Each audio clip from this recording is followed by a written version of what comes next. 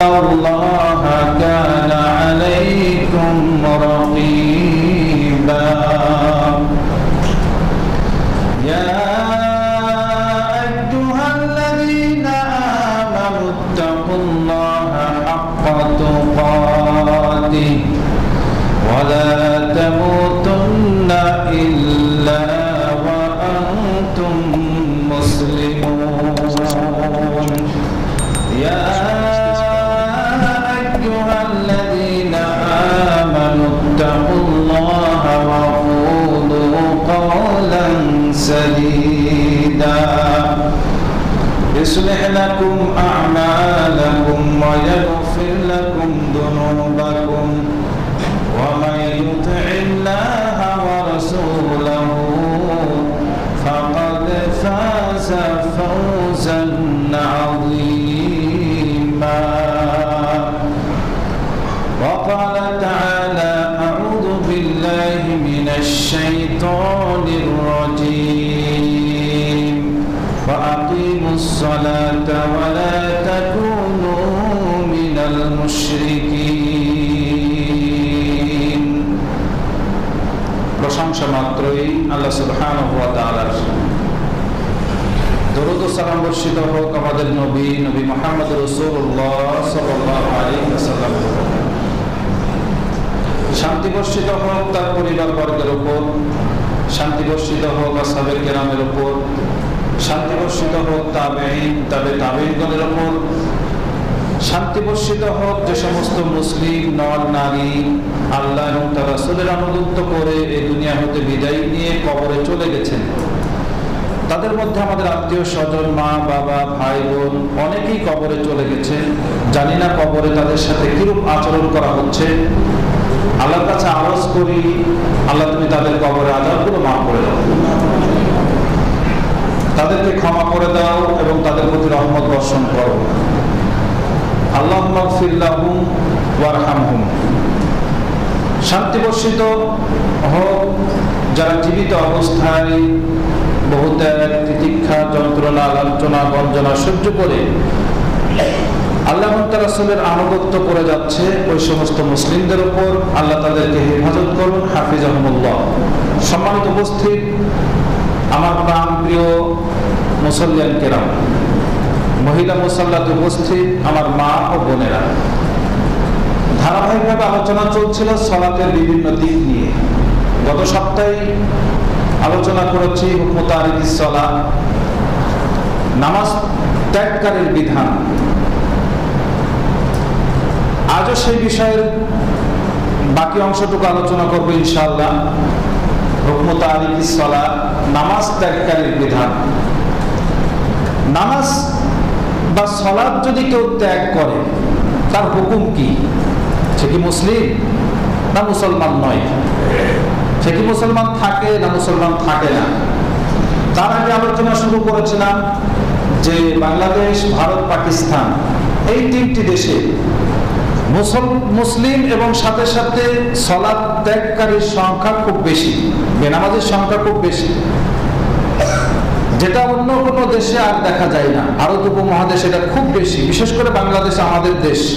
এই দেশে ইসলামিক ফাউন্ডেশনের প্রকাশিত বই, দারুল ইহসান বিশ্ববিদ্যালয়ের প্রফেসর তিনি একটি বই লিখেছিলেন যে বাংলাদেশে সালাত আদায়কারীর সংখ্যা হচ্ছে মাত্র 2%, অনলি 2%। মানে 100 জনের 2 জন মানুষ সালাত আদায় করে, আর জুমা আদায়কারীর সংখ্যা হচ্ছে 80%। প্রকৃত সালাত আদায়কারী মানে 5 ওয়াক্ত সালাত আদায়কারীর সংখ্যা মাত্র 2 জন 100 জনে। এর মধ্যে বিদাতি আছে, ভুল পদ্ধতিতে সালাত আদায়কারী আছে, এর মধ্যে নবী করিম সাল্লাল্লাহু আলাইহি ওয়াসাল্লামের সালাত ছেড়ে দেওয়া, তারই পদ্ধতি ছেড়ে দেওয়ার লোকও আছে। এর মাঝে আবার অনেকেই এমন সালাত 5 ওয়াক্ত সালাত আদায় করে কিন্তু মানে এদিক ওদিকে তাকায় বা খুশু থাকে না, এই ধরনের এই দুইয়ের মধ্যে আবার এই ধরনের লোকও আছে। এদের মধ্যে যদি আবার রাসূল সাল্লাল্লাহু আলাইহি সাল্লামের পদ্ধতিতে, সঠিক পদ্ধতিতে খুশু অবস্থায় সালাত আদায়কারীর সংখ্যা বাছাই করা হয়, তাহলে হয়তো কোনো পার্সেন্টেজে দাঁড়াবে না। যেমন আমাদের পাতিরা, ডুমনি, এই কাঞ্চন এলাকায় জমি এখন আর শতাংশটা করে না, এখন যারা যারা ওয়ারিশ হবে তারা সব পয়েন্টে চিন্তা করে, পয়েন্টের। তো এই পয়েন্টে গিয়ে দাঁড়াবে, এখন আর শতাংশে দাঁড়াবে না। আমরাও এইভাবে শতাংশে দাঁড়াবো না, ভাগে দাঁড়াবো না, অর্থাৎ পয়েন্টে দাঁড়িয়ে যাব। সালাত আদায়কারীর সংখ্যা আমাদের দেশে এত এত কম। এর অনেকগুলো কারণ আছে, আমি বর্ণনা করেছিলাম গত সপ্তাহে, আবারও এক একভাবে বর্ণনা করি ব্যাখ্যা ছাড়া। প্রথম কারণ, আমরা যারা বক্তব্য দিই, সেমিনার করি, সিম্পোজিয়াম করি, যারা শিক্ষকতা করি, যারা গার্জেন, তারা আমরা কোনোদিন আমাদের অধীনস্থ মানুষগুলোকে ওইভাবে বোঝাই না সালাতের গুরুত্ব, যেভাবে আল্লাহ এবং তার রাসূল কোরআন এবং সুন্নাতে বলেছেন, যেভাবে গুরুত্ব দিয়েছেন। এই গুরুত্ব সহকারে জনগণের সামনে আমরা কোনোদিন বোঝাই নেই, বোঝাতে সক্ষম হই নাই। ওই যে শুনেছি সালাত আদায় করতে হবে, আল্লাহ রাব্বুল আলামিন বলেছেন ওয়া'মুর আহলাকা বিস-সালাতি ওয়াসতাবির আলাইহা, তুমি তোমার পরিবার বর্গকে সালাতের আদেশ করো, সালাতের নির্দেশ দাও। ওয়াসতাবির আলাইহা, তুমি আবার পড়বে না সেটা নয়, তুমিও কিন্তু এটার উপর অটল থাকো। তুমি ছেড়ে দিলে ব্যাপারটা এরকম না যে তুমি বললেই সালাত পড়, এই নামাজ পড়িস নি কেন ছেলেকে বলবেন, এরকমটা নয় যে আপনি আবার পড়বেন না, আপনিও পড়বেন, পরিবার পরিজনের লোকদেরকে আদেশ করবেন, অটল থাকবেন নিজে। আল্লাহ রাব্বুল আলামিন বলছেন এইটা। আবার আমরা হাদিস বর্ণনা করি যে 10 বছর হলে পিটাতে বলেছেন আল্লাহ রাসূল সাল্লাল্লাহু আলাইহি ওয়াসাল্লাম, 7 বছর থেকে সালাত আদায় করাতে বলেছেন, 10 বছরে পিটাতে বলেছেন, আর 15 বছর পর্যন্ত পিটিয়ে সালাত আদায় করবেন। 15 বছর পরে যদি সালাত আদায় না করে, এই ছেলের ব্যাপারে কেউ কোনো সিদ্ধান্তই নিই না, এর ব্যাপারে আর কোনো আলোচনা নাই। আমিও করি নাই, ইমাম সাহেবও করে না, খতিবও করে না, শিক্ষকও করে না, গার্জেনের আর ওখানে কোনো টেনশন নাই। অথচ পুরোনোর পরে যদি কেউ সালাত আদায় না করে, তাকে সরকার যে কোনো মুহূর্তে অ্যারেস্ট করতে পারবে, যে কোনো মুহূর্তে অ্যারেস্ট করতে পারবে, জেল থেকে দিতে পারবে 1 বছর, 2 বছর, 10 বছর, 5 বছর, এমনকি যাবজ্জীবন,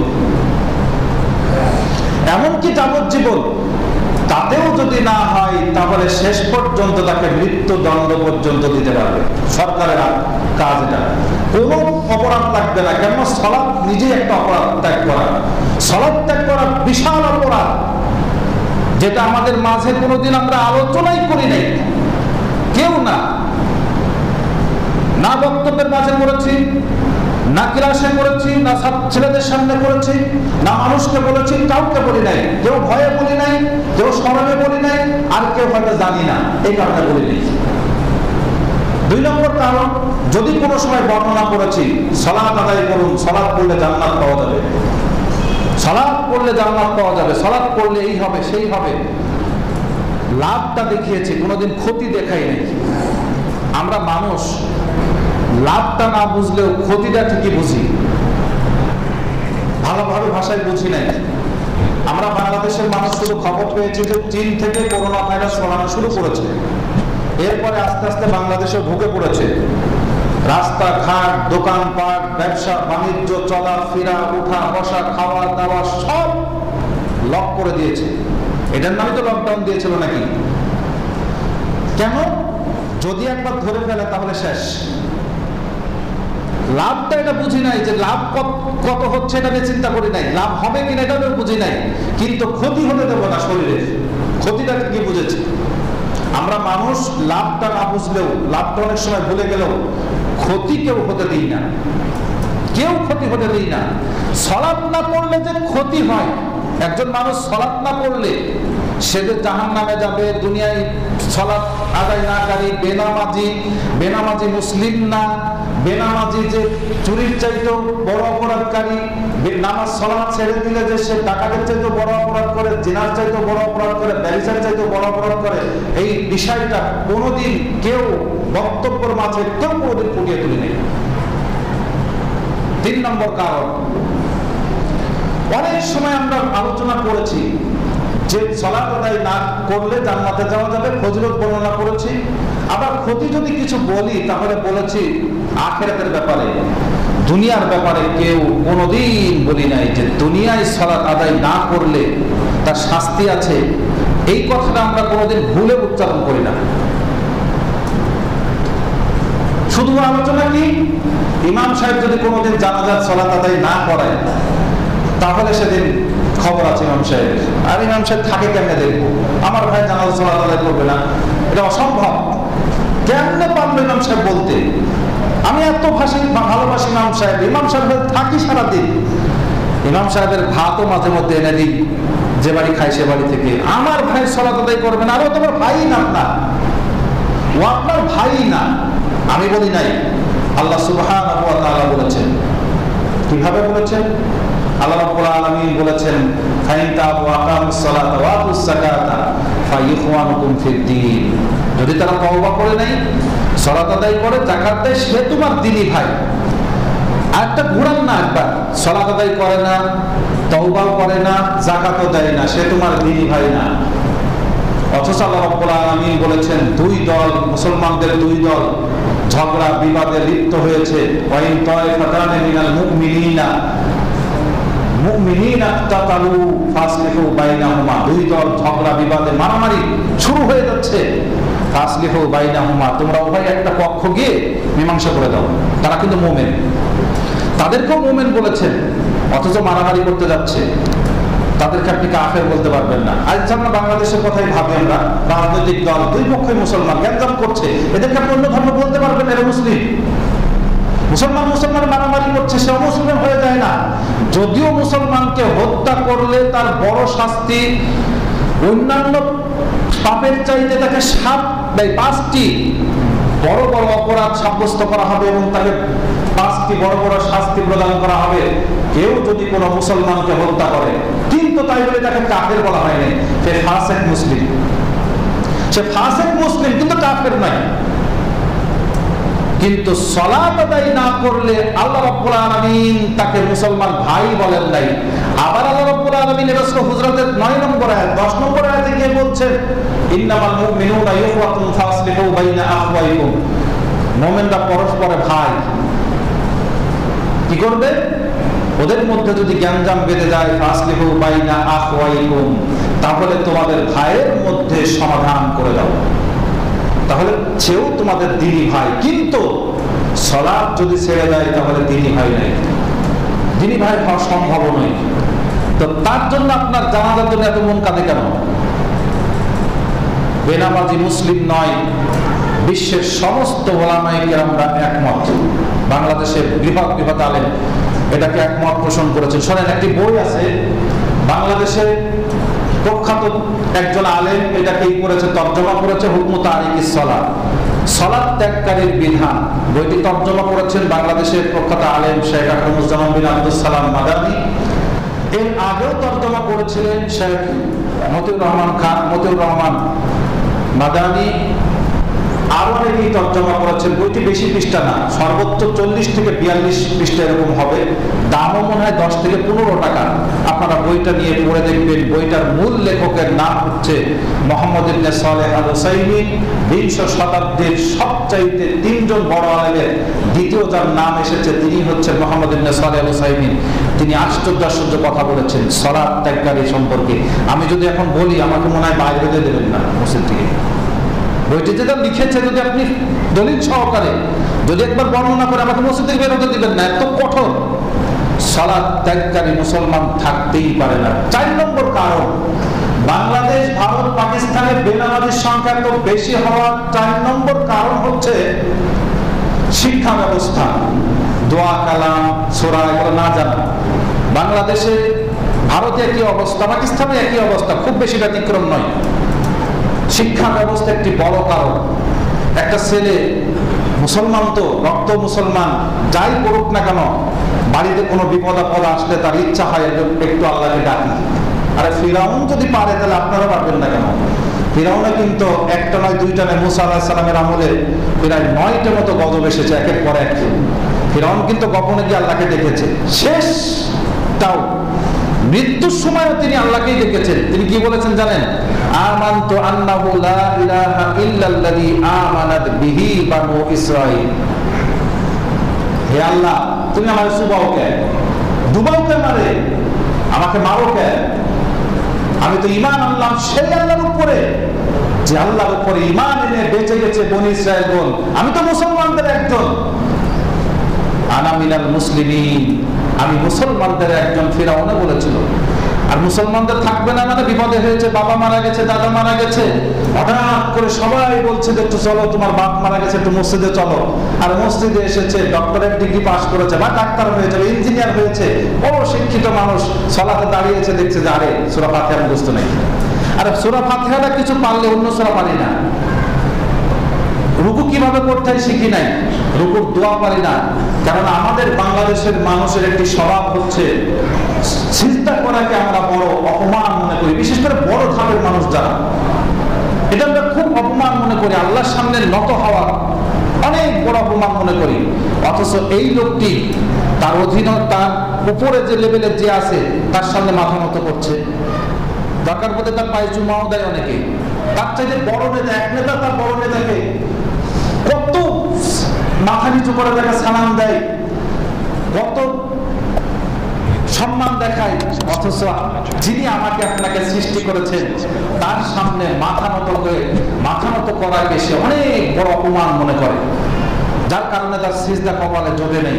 শিক্ষা ব্যবস্থা একটি বিশাল কারণ, যার কারণে ডাক্তার হয়েছে, ইঞ্জিনিয়ার হয়েছে, ডক্টরেট ডিগ্রি লাভ করেছে, আরো হয়তো বড় শিক্ষিত হয়েছে, সমাজের নেতৃত্ব দিচ্ছে, সালাত হয়তো মনে করছে সালাত পড়তে লাগবে, বা কেউ মারা গেছে জানাজা সালাত আদায় করবে, দেখা যাচ্ছে দোয়াটাই মুখস্থ নাই, জানাজা কিভাবে পড়তে হবে তার কায়দা কানুন মুখস্থ নাই। শিক্ষা ব্যবস্থা একটি কারণ, সেটা ফ্যামিলি থেকেও হোক, প্রাতিষ্ঠানিক ভাবে হোক, কোনো জায়গায় নেই। যদি ফ্যামিলি থেকেও ছোটবেলায় শিক্ষা দিত তাও হয়তো কিছু অনুভূতি থাকতো, কেননা ভিত যদি মজবুত হয় বাকিগুলো সব ঠিক হয়। আমাদের ভিতটাও ঠিক না, ফ্যামিলিরাও ঠিকভাবে এটা শিখায় নাই, ফ্যামিলিরা ছোটবেলায় শিখিয়েছে শরিয়াত ওয়াজাবাত, আর ওয়াজাবাত দিয়ে পড়া শুরু হয়েছে। অথচ নবী করিম সাল্লাল্লাহু আলাইহি সাল্লাম এর শিক্ষা জীবন শুরু হয় 40 বছরে, আমার আপনার বাচ্চার শুরু হবে 7 বছর বয়সে। নবী করিম সাল্লাল্লাহু আলাইহি সাল্লামের শিক্ষা জীবন শুরু হলো 40 বছর বয়সে ওহীর মাধ্যমে, তার আগে তিনি কারো কাছে শেখেন নাই। আল্লাহ রাব্বুল আলামিন বলেছেন, ওয়াকাযালিকা আওহাইনা ইলাইকা রূহাম মিন আমরিনা মা কুনতা তাদরিমাল কিতাবা ওয়ালাল ঈমান, তোমার কাছে অনুরূপ ভাবে নাযিল করেছি রূহাম মিনাল কিতাব, অর্থাৎ এই কিতাব কোরআনকে, মা কুনতা তাদরিমাল কিতাবা ওয়ালাল ঈমান, কিতাবটা নাযিল হওয়ার আগ মুহূর্ত পর্যন্ত, ওহী আসার আগ মুহূর্ত পর্যন্ত তুমি নবী জানতে না ঈমান কি জিনিস, সালাত কি জিনিস, কিতাব কি জিনিস, দ্বীন কি জিনিস তুমি জানতে না। শুরু হলো তোমার 40 বছর বয়সে, আর সেটা শুরু হলো তার পড়ার জীবন। ইকরা বিসমি রাব্বিকাল্লাযী খালাক, কি দিয়ে? ইকরা দিয়ে। আসলে ইকরা ইসলামের প্রধান বাক্য নয়, এটা একটা বড় ভুল করেছে সবাই। আমিও ভুল করেছি ব্যাখ্যা দিতে গিয়ে, আপনিও ভুল করেছেন, সবাই ভুল করেছে। ইকরা ইসলামের প্রথম কথা নয়, বরং ইকরা বিসমি রাব্বিকাল্লাযী খালাক, বড় তোমার রবের নামে পড়াটা প্রথম বাক্য ছিল ইসলামের। শুধু পড়া প্রথম বাক্য নয়, যদি শুধু পড়া প্রথম বাক্য হতো তাহলে দৈনিক পেপার পড়া ফরজ হয়ে যেত, আপনার নেতার জীবনী পড়া ফরজ হতো, অন্যান্য কিতাব পড়া ফরজ হতো। আল্লাহ রাব্বুল আলামিন যেটা আমার আপনার উপরে ফরজ করেছেন, ফারিদাতুন তালাবুল ইলমি ফারিদাতুন আলা কুল্লি মুসলিমিন, প্রত্যেক মুসলমানের উপরে জ্ঞান শিক্ষা করা ফরজ। সেই ফরজটা হচ্ছে কি ফরজ? তালাবুল ইলমি ফারিদাতুন আলা কুল্লি মুসলিমিন, ইলম শিক্ষা করা ফরজ। ইলমটা কি? মারিফাতু আবদ রাব্বাহু, বান্দা চিনবে তার রবকে। মারিফাতু আবদ দীনাহু, বান্দা চিনবে তার দ্বীনকে। মারিফাতু আবদ নবিয়াহু, বান্দা চিনবে তার নবীকে। রব, দ্বীন এবং নবী, এই তিনটা প্রশ্নই কিন্তু কবরে করা হবে। আর শিক্ষার জীবনী শুরু হবে এখানে শিখবেন, কবরে গিয়ে উত্তর দিতে পারবেন। এখানে শিখবেন না, কবর উত্তরও নেই। বুঝাতে পারি নাই? এই তিনটি প্রশ্ন, তিনটি শিক্ষায় শুরু হবে আমার আপনার সবার জীবনে, সবার ছেলের জীবনে। আর আপনি শিখালেন আপনার ছেলেকে সরাতে অজানা। চাচা বাড়িতে এসেছে, ভাতিজা কেবল কবিতা পড়া শিখেছে, মা বলছে যে বাবা বলতে চাচাকে শোনা, কবিতাটা মুখস্থ করে। কি কবিতা? বলছে হাট্টি মাটি টিম, তারা মাঠে পারে ডিম, তার নাকি খারাপ দুটা শিং, তারা মাঠে পারে ডিম। আর পৃথিবীর বুকে কোন পাখির দুইটা শিং আছে দেখেছে? আমি শিক্ষককে জিজ্ঞাসা করলাম যে ভাই এটা পড়ান, তো এটার অর্থ কি একটু বলবেন কি? বলছে জানি না। ও তো দূরের কথা, ওর 14 পুরুষও জানে না।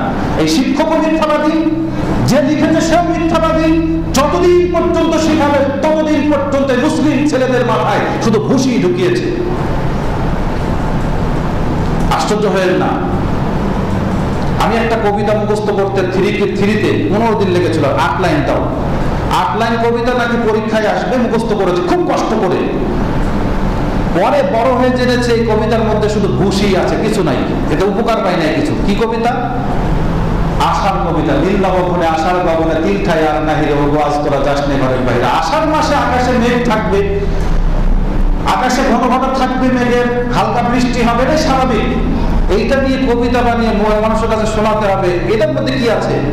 এর মধ্যে কোনো শিক্ষা নাই। আল্লাহ রাব্বুল আলামিন কবিতা এবং কবিদের এত ভালোবাসেন, যা নিয়ে একটা সূরা নাজিল করেছেন। কবিদের নিয়ে বিশাল একটা সূরা নাজিল করেছেন, যা সূরা এই আয়াতের সংখ্যায় সূরা 227টি আয়াত আছে এই সূরার মধ্যে। এই সূরার মধ্যে আল্লাহ রাব্বুল আলামিন কবিদের নিয়ে তিনি 4টা আয়াত শেষের দিকে আলোচনা করেছেন। সূরাটির নাম হচ্ছে শুআরা, কবিগণ সূরা। একটি সূরা নাজিল করেছেন আল্লাহ রাব্বুল আলামিন, এত ভালোবাসেন। কেমন ভালোবাসেন তা বলছেন, ওয়াশ-শুআরা ইয়াত্তাবিউহুমুল গাওয়ুন। কবিগণ এবং কবিদের যারা আনুগত্য করে সবাই পথভ্রষ্ট। কবিগণদের যারা মানে, কবিদের যারা আনুগত্য করে, অনুসরণ করে, সবাই পথভ্রষ্ট। কেন জানো? আলাম তারা আন্নাহুম ফি কুল্লি ওয়াদিন ইয়াহিমুন। দেখো নাই কোনো কবিদেরকে পথে ঘাটে, রাস্তায়, মাঠে, যে কোনো জায়গায় তারা পাগলের বিষয়ে ভরে আর একটা কিছু দেখার কবিতা লেখে। রাস্তায় একটা মেয়ে দাঁড়িয়ে আছে, তার চোখটা কত সুন্দর, নাকটা কত সুন্দর, চুলটা কত কি, এই একেবারে তিল থেকে তাল করে লিখে দিল একটা কবিতা। আর তাদের কবিতা বর্ণনা যদি কাউকে সাজানো হয় তো ভূতনি ছাড়া কিছুই দেখাবে না। কবিদের কাজ হচ্ছে এটা, আল্লাহু ইয়াকুলুনা মা লা ইয়াফআলুন। কবিরা অনেক সময় ভালো কথা বলে কিন্তু করে না তারা। দেখেন তাদের জীবনে, আমি আলোচনা অন্যদিন আনবো কবিদের নিয়ে, আজ কি নয়। বুখারীর একটা হাদিস আছে, নবী করিম সাল্লাল্লাহু আলাইহি ওয়াসাল্লাম বলছেন, লা ইয়ামতালি আহাদুকুম জাওফিহি কাইআন খায়রাল্লাহু আইয়ামতালিয়া শি'রা। যদি কেউ মানুষ পেটের ভিতরে রক্তপুষ ভরে রাখুক, এটা ভালো। কোন কবির কবিতা ভরে না রাখার চাইতে, কোন কবির কবিতা ভরে রাখার চাইতে ব্রেনের ভিতরে, পেটের ভিতরে রক্তপুষ ভরে রাখুক, তাতেও ভালো, অন্তত তাকে নষ্ট করবে না। বর্তমান কবিদের কবিতা ভরে রাখার চাইতে। সম্মানিত উপস্থিতি, শিক্ষা ব্যবস্থা বাংলাদেশ, ভারত, পাকিস্তানের মানুষকে বেনামাজি বানিয়েছে, এটা একটা বিশাল কারণ। 5 নম্বর কারণ বলেছিলাম বিদাতি কারণ। বিদাতি কিছু নিয়ম চালু করার একটা বিশাল কারণ, যেমন নিয়াত মুখস্থ করা। আরবিতে নিয়াত বদবাদা মুখস্থ করছে, তারা আরবিতে, বাঙালি মানুষ আরবি বুঝি না, মুখস্থ করতে হবে। তার আবার ফরজের 1 নিয়াত, নফলের 1 নিয়াত, সুন্নাতের 1 নিয়াত, এরপরে আবার 4 রাকাতের 1 নিয়াত, 3 রাকাতের 1 নিয়াত, আবার 2 রাকাতের 1 নিয়াত। বলছে যে নিয়াতের এত গিয়ার চেঞ্জ করতেই পারবো না, মুখস্থ নাই, সলাতে বলবো না। শুধু নিয়াত মুখস্থ নাই, এই কারণে অনেক মানুষ সালাত পড়ে না। অথচ নিয়াত পড়াই হচ্ছে বিদআত, নিয়াত করা হচ্ছে ফরজ। নিয়াত করা যায়, পড়া যায় না। সংকল্প, মনের আবেগ, কোন মানুষ বলতে পারলে সেটা আবেগ থাকলো না, মনের চাওয়া থাকলো না, সংকল্প থাকলো না। নিয়াত করা ফরজ, পড়া বিদআত। 6 নম্বর কারণ, 6 পর্যন্ত গেছিলাম। 6 নম্বর কারণ হচ্ছে বাংলাদেশ, ভারত, পাকিস্তানের মানুষ নফল, ফরজ, সুন্নাত এই নামাজের মধ্যে কোনো পার্থক্য রাখে না। কোনো পার্থক্য নাই এদের কাছে। আমরা ফতোয়া যখন দিই, মুখে বলি যে এটা ফরজ সালাত, এটা সুন্নাত, এটা নফল, কিন্তু বলার সময় কোনো পার্থক্য করি না, আমলের সময় কোনো পার্থক্য করি না। বলার সময় পার্থক্য করি, বলার সময় পার্থক্য করলেও মানার সময় কোনো পার্থক্য করি না। যেমন আমাদের বাংলাদেশের মানুষ, ভারতের মানুষ, পাকিস্তানের মানুষ বেশিরভাগই হচ্ছে কর্মজীবী, খুব পরিশ্রম করে, সারাদিন পরিশ্রম করে। এক একজন এক এক পেশাতে পরিশ্রম করে। এই পেশাজীবী মানুষরা খুব সারাদিন ব্যস্ত থাকে। ব্যস্ত থাকার মধ্যে সালাত আদায় করার সময় এখন যদি কারোর হাতে ধরিয়ে দেওয়া হয় যে জোহরের সালাত ফরজ হচ্ছে 4 রাকাত, খুব ব্যস্ত একজন মানুষ, তাকে আপনি বলেন যে ভাই আপনার উপরে ফরজ হচ্ছে 4 রাকাত, ফরজটা আদায় করবেন 4 রাকাত, আপনি অন্তত মুসলিম থেকে গেলেন এবং আপনি পাস করে গেলেন। যদি আপনার সময় থাকে তাহলে আপনি পূর্বে 4 রাকাত, পরের 2 রাকাত আদায় করেন, যদি সময় না থাকে দরকার নেই।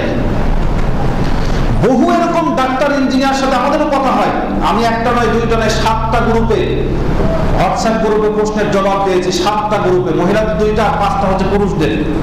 মাঝে মধ্যে এমন প্রশ্ন আসে মাথা ঘোরার মতো, প্রশ্ন করছে ভাই আসলাম, ডাক্তার মানুষ, অনেক সময় চেম্বার করতে করতে রাত 11টা বাজে, সালাত করার সময় পাই নাই, এমন রোগী এসে উপস্থিত হয়, তাদের যেতেও পারি না, 11টার সময় বাসায় এসে পৌঁছালাম, আমার হাতে ধরিয়ে দিয়েছে শুধু 17 রাকাত নাকি ঈশার সময় পড়তে হবে, নফল পড়ো, এই পড়ো, ওই সুন্নাত সেই সুন্নাত করতে করতে করতে শুধু ঈশার সালাতই হচ্ছে 17 রাকাত। অথচ তার কাছে, একজন মুসলমানের কাছে আল্লাহর দাবি হচ্ছে ফরজ 4 রাকাত, অনলি 4 রাকাত। যে ভাই আপনি ঈশার সময় খুব ব্যস্ত আছেন, খুব ছিলেন, খুব পরিশ্রম করেছেন, বাড়িতে এসেছেন, ওযু করেন, ওযু করলে আপনার ক্লান্ত দূর হবে, সাথে সাথে আপনি 4 রাকাত ফরজ সালাত আদায় করেন, আপনি অন্তত 33 পে পাস করে গেলেন। যদি আপনার একটু কষ্ট না হয়, যদি একটু ফুরসত পান, তাহলে 3 অথবা 2 রাকাত, 1 রাকাত পেতে পারেন, 1 রাকাত, তাহলে আপনি কিছু পাপ মুক্ত হলেন। আর যদি সময় পান তাহলে 2 রাকাত সুন্নাত, তাহলে 2 রাকাত, 4 রাকাত ফরজ, 2 রাকাত সুন্নাত, 1 রাকাত বেতের, মোট 7 রাকাত আপনার কাছে দাবি। আপনার হাতে ধরিয়ে দিল ঈশার সময় 17 রাকাত, তো বলছে পারে কিভাবে? বলছে দেওয়ালে পিঠ থেকে গেছে, এখন আর পারি না, মন পাগলের বইটা নেড়ে আমি আর বইতে নেড়ে, একটা কথা আছে না যে পারছি না, এমনি 4 রাকাতই পাচ্ছি না, সেই জায়গায় চাপিয়ে দিয়ে 17 রাকাত। ওকে বলা উচিত ছিল আপনি 4 রাকাত পড়ে ঘুমান, অন্তত আপনি মুসলিম থেকে গেলেন, আপনি অমুসলমান হবেন না। 4 রাকাত পড়ে ঘুমান, আপনার উপরে ফরজ হচ্ছে 4 রাকাত, জোহরের 4 রাকাত, আসরের 4 রাকাত, মাগরিবের 3 রাকাত, ঈশার 4 রাকাত, ফজরের 2 রাকাত, এই 15 রাকাত আপনার কাছে দাবি। আপনি 15 রাকাত পড়ে ঘুমে যান, আমার কোনো আপত্তি নেই, শেষ। বাংলাদেশের মুসলমানরা এইটা কোনোদিন বলতে পারে নাই। আমি বলছি আপনাকে, যদি আপনার খুব কষ্ট হয়, ওযু করে শুধু ফরজ সালাতটা আদায় করেন, আপনি অন্তত মুসলমান থেকে গেলেন। আপনি সুন্নাতটা আদায় করলেন, আপনার গ্রেড বাড়লো, আরো অন্যান্য সালাত, তাহাজ্জুদ করলেন, আরো গ্রেড বাড়লো, আপনি অন্যান্য আরো সালাত করলেন, আরো গ্রেড বাড়লো। আপনি ফরজ করলেন, অন্তত আপনি 33 পেয়ে হলেও পাস করে গেলেন। আর ফরজ সালাতের ঠিকানায় কিন্তু জান্নাত। হাদিস নেবেন, হাদিস হচ্ছে মিশকাতের 14 এবং 16 নম্বর হাদিস, স্পষ্ট করে নেবেন। মিশকাতের একবারে নাম্বার 14 এবং 16 নম্বর হাদিস। নবী করিম সাল্লাল্লাহু আলাইহি ওয়াসাল্লামের কাছে এক সাহাবী এসে বলছে, দুল্লানি আলা আমালি ইযা আমিলতুহু ফাদাখালতুল জান্নাহ, হে আল্লাহর রাসূল আমাকে কিছু আমল শিখিয়ে দিন, যা করলেই আমি জান্নাতে যাব। তো নবী করিম সাল্লাল্লাহু আলাইহি ওয়াসাল্লাম তার দিকে তাকিয়ে বলছে যে তা'বুদুল্লাহ ওয়া লা তুশরিকু বিহি শাইআ, আল্লাহর ইবাদত করো, তার সাথে কাউকে শিরক করো না। 2 তুকিমুস সালাতিল মাফরুদা মাকতুবা, ফরজ সালাতকে আদায় করো। এইভাবে প্রত্যেকটি কাজ নবী করিম সাল্লাল্লাহু আলাইহি ওয়াসাল্লাম বলছে। আর লোকটি বলছে যে হাল আলাইয়া গায়রুহুন্না, আমার উপরে আরো কি আছে? নবী করিম সাল্লাল্লাহু আলাইহি ওয়াসাল্লাম বলছেন, ইচ্ছা করলে তুমি কি করবে, কি করো, ফরজ নফলগুলি আদায় করতে পারো, অতিরিক্তগুলো আদায় করতে পারো, কিন্তু তোমার উপরে জান্নাতে যেতে হলে যে আমলটি, সেটা হচ্ছে যে ফরজগুলি আদায় করতে হবে। সম্মানিত উপস্থিতি, বাংলাদেশ, ভারত, পাকিস্তান এর মানুষ বেনামাজির সংখ্যা বেশি কেন? তার 7 নম্বর কারণ, অর্থাৎ 7 নম্বর কারণ। 7 নম্বর কারণটা হচ্ছে বাংলাদেশ, ভারত, পাকিস্তানের মানুষ বেনামাজি হওয়ার সংখ্যা বেশি হওয়ার কারণ হচ্ছে উমরি কাজার ফতোয়া, তাওবাতে বাধা। এটা বিশাল একটা কারণ। উমরি কাজার ফতোয়া কি, এটা আমরা এখনো জানি না। উমরি কাজার ফতোয়া কি? একজন মানুষ সালাত না করতে করতে তার বয়স 40 হয়ে গেল বা 50 হয়ে গেছে, মুসলমানের রক্ত তো শরীরে, হঠাৎ করে মনে পড়েছে এই এতদিন সালাত আদায় করি নাই, এখন তো সালাত আদায় করার দরকার। সালাত আদায় করতে করতে শুরু করেছে, সালাত করতে করতে হঠাৎ করে তার মনে পড়েছে যে আমি তো বিগত 40 বছর গেলে, তাহলে আর যে 40 বছর সালাত আদায় করিনি, এই সালাতের উপায় কি? আছে না কিছু মানুষ এরকম? সালাত পড়া শুরু করেছে, এখন বলছে যে তাহলে 40 বছর যে সালাত পড়ি না, এটার অবস্থা কি? 50 বছর অনেকে সালাত আদায় করে, তাহলে 50 বছর যে সালাত পড়ি নাই। একজন মানুষ 7 বছর থেকে পড়ছে, আর একজন মানুষ সালাত পড়েই নাই, 50 বছর এসে ধরলো। এখন ওর মধ্যে অনুভূতি এসেছে যে তাহলে আমার 50 বছরের সালাত কি, এটা কি হবে? আমার মতো আলেমের কাছে জিজ্ঞাসা করতে এসেছে। এখন হুজুর বলছে যে তোমাকে ওই বিগত 50 বছরের সালাতও পড়তে হবে। কিভাবে আদায় করব? তো বলছে প্রত্যেক ওয়াক্তে অন্তত এক ওয়াক্ত করে বাড়িয়ে পড়ো। আসলে একটা মানুষ নতুন সালাত ধরেছে, সে মূলটাই আদায় করতে পারছে না, এখন যেটা আছে এটাই তার জন্য কষ্ট। আর তাকে যদি আরো অতিরিক্ত ধরিয়ে দেওয়া হয় তাহলে অবস্থাটা কি?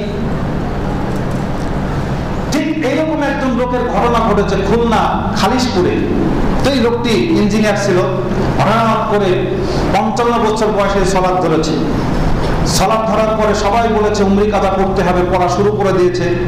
এখন তার মাথায় ধরেছে যে তাহলে রমজান মাসে যে সিয়াম রাখি নাই, এটাও তো 55 বছর, এই 55 বছরের সিয়ামের কি হবে? আলেমদের কাছে যায়, আলেমরা বলছে আদায় করতে হবে উমরি কাদা। তা আবার একটার পরিবর্তে 60টা। আলেম দেখেছেন মানুষকে কিভাবে গুমরা করে, আশ্চর্য। একটার পরিবর্তে 7টা। যে মানুষ জীবনে কোনোদিন সিয়াম রাখে নাই, 55 বছরের মানুষ এমনি অসুস্থ, মূল 30টা রাখতে পারে না, তাকে আবার বলছে আগেরগুলো আদায় করতে হবে, একটার পরিবর্তে 60টা। ওর দ্বারা সম্ভব হবে? ওর দেয়ালে পিঠ থেকে গেছে না, ও বলছে আগেরটাই পারে না, এটাই পারে না, আবার ওইটা করবোই না। যা শুরু করেছে অনেক মানুষ এরকম। তাওবাতে বাধা। কেন বললেন তাওবাতে বাধা? আল্লাহ রাব্বুল আলামিন তাওবা সম্পর্কে, সালাত সম্পর্কেই আসি। সূরা মারিয়াম 59 নম্বর আয়াত, আল্লাহ রাব্বুল আলামিন বলেছেন ফাখালাফা মিন বাদিহিম খালফুন। আল্লাহ রাব্বুল আলামিন আদম আলাইহিস সালাম, নূহ আলাইহিস সালাম, তারপরে ইমরান আলাইহিস সালাম, তারপরে ইব্রাহিম আলাইহিস সালামের জাতির কথা বলতে গিয়ে যে তাদেরকে সম্মানিত করা হয়েছে এবং আল্লাহ তাদেরকে নিয়ামত দিয়েছে। কেন? তারা সালাত আদায় করেছে। অনেক কিছু বলার পরে 59 নম্বরের আয়াতে এসে আল্লাহ রাব্বুল আলামিন বলেছেন যে তারপরে আসলো অসৎ জাতি, নোংরা জাতি, অলস জাতি। তারা কি করলো? সালাত নষ্ট করলো, নামাজ নষ্ট করলো, নামাজ আদায় করলো না। তারপরে কি বললো? শাহওয়াত, নিজের খেয়াল খুশির আনুগত্য করলো, যা মনে চায় তাই করলো, সালাতকে নষ্ট করলো। আল্লাহ রাব্বুল আলামিন বলছেন ফাসাউফা ইয়ালকুনা গাইয়া, অচিরেই সে জান্নাতের স্বাদ আস্বাদন করবে, শাস্তি তাকে ধরবেই। বলে আল্লাহ রাব্বুল আলামিন বলছেন ইল্লা মান তাবা, শোনো যারা তওবা করে, যে ব্যক্তি তওবা করে, আমানা, তওবা করার পরে ঈমান আনে, ঈমান রাখে, ওয়া আমিলা সালিহান, ভালো কাজ করতে থাকে, আল্লাহ রাব্বুল আলামিন বলছেন ফাউলাইকা ইয়াদখুলুনাল জান্নাহ, আল্লাহ রাব্বুল আলামিন তাদেরকে জান্নাতে প্রবেশ করাবেন। ওয়ালা ইউযলামুনা শাইআ, আল্লাহ রাব্বুল আলামিন তারা যে আগে অপরাধ করেছে, তারা যে সালাত ছেড়ে দিয়েছে, আরো অন্যান্য অপরাধ করেছে, আল্লাহ রাব্বুল আলামিন এই বিষয়ে তাদেরকে আর জুলুম করবেন না। তওবাতে বাধা হলো না? আল্লাহ রাব্বুল আলামিন বলেন قل يا عبادي الذين أسرفوا على أنفسهم لا تقنطوا من رحمة الله। আল্লাহ রাব্বুল আলামিন বলছে হে নবী আপনি বলে দিন বান্দা সকলকে, হে বান্দাগণ তোমরা অপরাধ করেছো, এতদিন সালাত আদায় করো নাই, অনেক অপরাধ করেছো, অনেক অন্যান্য বড় অপরাধ করেছো। তোমরা ভাবছো আল্লাহ রাব্বুল আলামিনের রহমত শেষ, কিন্তু আল্লাহ রাব্বুল আলামিন বলছেন লা তাকনাতু মির রাহমাতিল্লাহ, আল্লাহর রহমত থেকে কেউ নিরাশ হয় না। ইন্নাল্লাহা ইয়াগফিরুদ যুনুবা জামিআ, আল্লাহ রাব্বুল আলামিন তোমাদের জিন্দেগীর গুনাহ সব maaf করে দিবে। ইন্নাহু হুয়াত তাওয়াবুর রহিম, ইন্নাহু হুয়াল গফুরুর রহিম, নিশ্চয় আল্লাহ রাব্বুল আলামিন কি গফুর এবং রহিম, তিনি ক্ষমাশীল, দয়াশীল। কখন ক্ষমা করে দিবেন? আল্লাহ রাব্বুল আলামিন তাও আর বলছেন সূরা ফুরকানের 70 নম্বর আয়াত, 70 নম্বর আয়াতে গিয়ে বলছেন ইল্লা মান তাবা আমানা ওয়া আমিলা আমালান সালিহা ফাউলাইকা ইউবাদদিলুল্লাহু সাইয়্যাতিহিম হাসানাত ওয়া কানা আল্লাহু গফুরুর রহিমা। আল্লাহ রাব্বুল আলামিন maaf করবেন না, কিন্তু তাদেরকে maaf করবেন যারা তওবাকারী, তওবা করেছে। তওবা শব্দের অর্থ কি? একজন মানুষ বলছে ভাই আমি ইসাপুরায় যাব, এই মোড়ে থেকে বলছি ইসাপুরায় যাব, তো বলছে কোন দিকে গেলে ভালো হয়?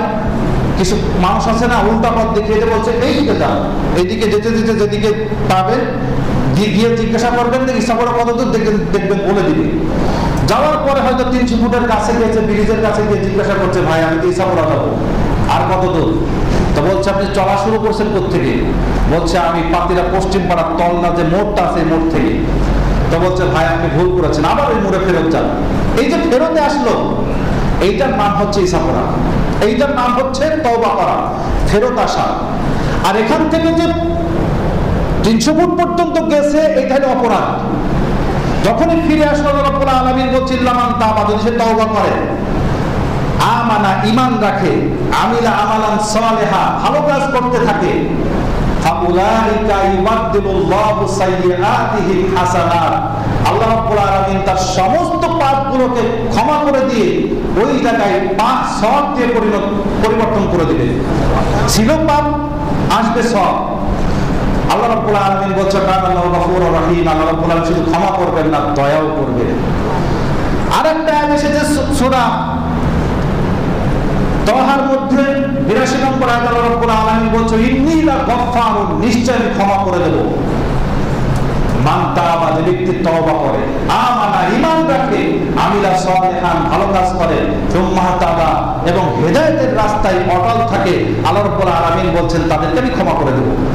হাদিসে এসেছে তাইবু মিনাদ দামবে কামালা দামবালাহু, যে ব্যক্তি তওবা করে আল্লাহ রাব্বুল আলামিন তাকে এমন ভাবে মাফ করে দেন সে যেন কোনো পাপই করেনি, একবারে ফ্রেশ, এমন ভাবে মাফ করে দেন পাপই করে নাই। তাহলে তওবাকারীকে আল্লাহ রাব্বুল আলামিন পুরো মাফ করে দেন। 50 বছর সালাত পড়ে নাই, আপনাকে বলবে না যে 50 বছরের হিসাব কষে আনেন, বরং এখন শুরু করেছেন, আল্লাহ রাব্বুল আলামিন সব মাফ করে দিয়েছেন। এখন বাকি সামনের দিকে অপরাধ করবেন না, তাহলে আল্লাহ রাব্বুল আলামিন পিছনের গুলো কখনো তুলবেন না, বরং পিছনের গুলো মাফ করে দিয়ে আল্লাহ রাব্বুল আলামিন সব দিয়ে পরিবর্তন করে দিয়েছেন। সম্মানিত উপস্থিতি, তাহলে আমাদের বাংলাদেশ, ভারত, পাকিস্তানের বেনামাজের সংখ্যা বেশি হওয়ার 7 নম্বর কারণ যেটা বললাম, সেটা হচ্ছে কি? উমরি কাজার ফতোয়া তওবাতে বাধা। তওবাতে বাধা দিলেই মানুষ তখন বেশি পাপে লিপ্ত হয়ে যায়। এই জন্য আল্লাহ রাব্বুল আলামিন তওবার দরজা খোলা রেখেছেন মৃত্যুর আগ পর্যন্ত। তওবা করলে, যেদিন তওবা করবেন, আল্লাহ রাব্বুল আলামিন জিন্দেগীর সব গুনাহ মাফ করে দিবেন। সম্মানিত উপস্থিতি, 8 নম্বর কারণ বাংলাদেশ, ভারত, পাকিস্তান এর মানুষ বেনামাজি হওয়ার 8 নম্বর কারণ কাফফারার ফতোয়া, গুনায় কাফফারা। অনেক মানুষ আছে রোগে ভুগছে, কষ্টে ভুগছে, যাদের টাকা পয়সা আছে তারা মনে করে মা তো অসুস্থ, এত কষ্ট করিয়ে লাভ কি, বাপ অসুস্থ কষ্ট করে লাভ কি, হাঁটুর ব্যথা, মাজাই ব্যথা, আরে যাক কিছু টাকা পয়সা দিয়ে দেবো জরিমানা। আরে আমি আশ্চর্য হয়ে গেছি, আমার ছোট মামা মারা গেছে, দীর্ঘ 3-4 বছর ক্যান্সারে ভুগে, এখানে থাকতেই মারা গেছে। তো আমি তো মারা গেছে, হঠাৎ করে ইমাম সাহেব জানাজা পড়াতে এসে বক্তব্য দিচ্ছে যে এই ব্যক্তি মারা গেছে, অনেকদিন রোগে ভুগেছে, কষ্ট পেয়েছে 3-4 বছর, হয়তো কিছু নামাজ তার কাজা হয়ে গেছে, তো কিছু জরিমানা নির্ধারণ করা হোক সমাজ থেকে। তা আমি মামা, যেহেতু আপন মামা, আমি দাঁড়ালাম, দাঁড়িয়ে বলছি এই যে গুনায় কাফফারার ফতোয়া, এটা হচ্ছে হুজুরদের ধান্দাবাজি। যে বললো না, এ তো দূরের কথা, ওর 14 গোষ্ঠী হাজির দেখাতে পারবে না, বরং সমস্যা কোথায় জানেন? 2 রাকাত তো দূরের কথা, নবী করিম সাল্লাল্লাহু আলাইহি সাল্লাম বলেছেন রাকাতাইল ফাজরি খায়রুম মিনাদ দুনিয়া ওয়া মা ফিহা। 2 রাকাত ফজরের সুন্নাত, এর মূল্য হচ্ছে সারা পৃথিবী এবং পৃথিবীর মধ্যে যত সম্পত্তি আছে তার চাইতে উত্তম। তো সারা পৃথিবী এবং পৃথিবীর মধ্যে যা কিছু আছে সমস্ত সম্পদের চাইতে দামি সম্পদ হচ্ছে 2 রাকাত ফজরের সুন্নাতের মূল্য। তাহলে ফরজ 1 রাকাতের মূল্য পৃথিবীকে কয়েকশো বার বিক্রি করলেও দাম শোধ হবে না। ও দেবে কিভাবে জরিমানা করে? এটা ধান্দাবাজি, ধান্দাবাজি, ডাইরেক্ট বলছি ধান্দাবাজি। এই ধান্দাবাজি আপনারা মানবেন না। সালাত ত্যাগ করেছে বা ত্যাগ করে নাই সেটা বড় কথা, তিনি মাপ চেয়ে যাবেন, সালাতের কোনো বদলি হয় না। যদি মাপ যদি তওবা করে থাকেন তাহলে আল্লাহ রাব্বুল আলামিন মাফ করবেন, যদি তওবা করে না থাকেন আল্লাহ সুবহানাহু ওয়া তাআলা নিজে ভালো জানেন তিনি মাফ করবেন কিনা। কিন্তু জরিমানা দেওয়ার ফতোয়া ইসলামে নাই। আপনারাও মনে করেন না বাপ অসুস্থ, মা অসুস্থ, কষ্ট করাবো না, কিছু জরিমানা দিয়ে দেবো। জরিমানা দেওয়ার কোনো সিস্টেম নাই, যার কারণেই তো হুজুর মরাখানা খায়। বাপ মারা গেছে আর ধুমসে খাইতেছে মরাখানা, ওর চাইতে অন্য কিছু জবাই করে খায়, চুরি করে এনে আরো কিছু সোয়ার জবাই করে খেয়ে দেয় মরাখানা খাওয়ার চাইতে। মরাখানা খাওয়া এটা হিন্দুদের কথা, ইসলামের কথা নয়। আপনি খাবেন, ধনী মানুষ, বাপ মারা গেছে, চাচারে দাওয়াত দিয়েছেন, 5 তলা বাড়ির মালিক, ও যাকাত খাওয়ার অধিকার আছে, ও সদকা খাবেও, ওকে খাওয়ালেন কেন আপনি?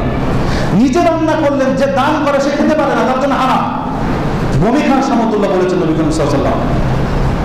তাবুকের যুদ্ধে উমর রাদিয়াল্লাহু আনহু অর্ধেক সম্পত্তি দান করেছিলেন, কিছুদিন আগেও বলেছি, অর্ধেক সম্পত্তি। এই অর্ধেক সম্পত্তি দান করেছিলেন, তার মধ্যে তার একটা উত্তম ঘোড়া ছিল, তার খুব পছন্দের ঘোড়া।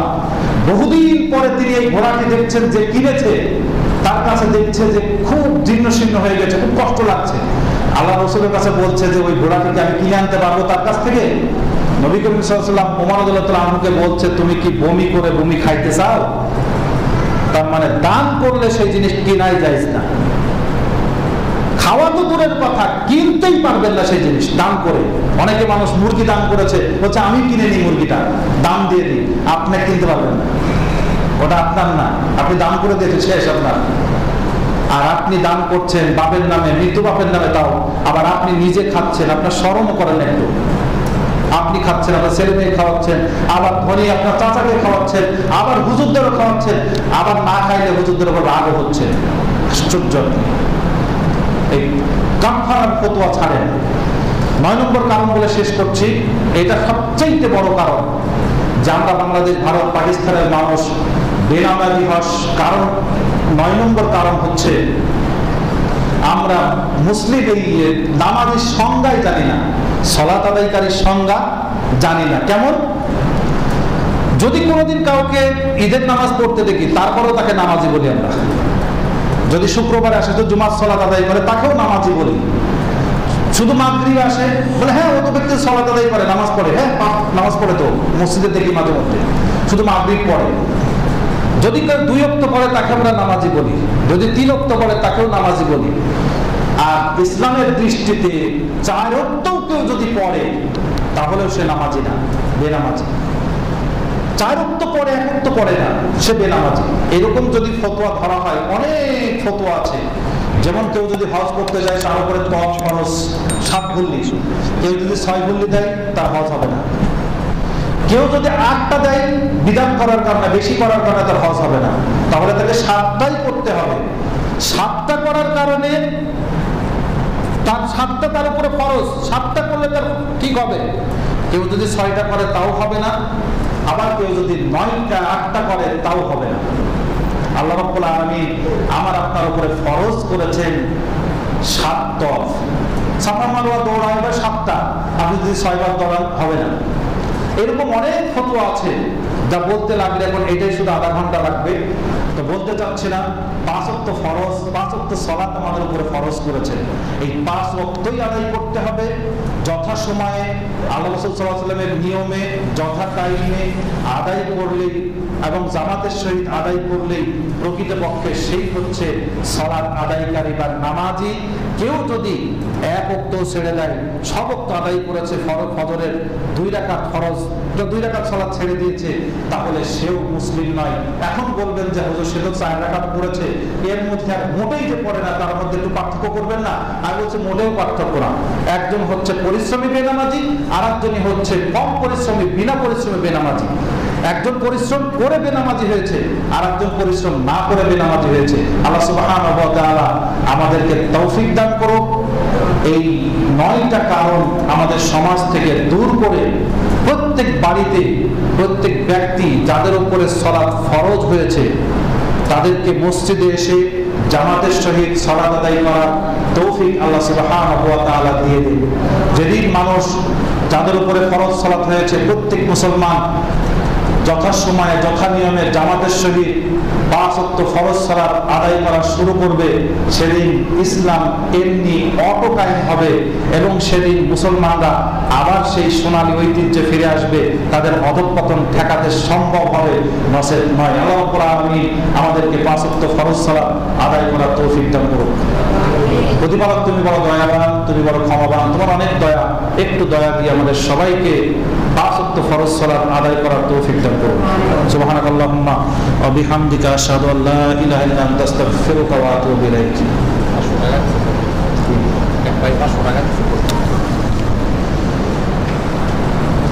আলহামদুলিল্লাহ হামদান কাসীরান তাইয়্যিবান মুবারাকান ফীহি কামা ইউহিব্বু রাব্বুনা ওয়া ইয়ারদা।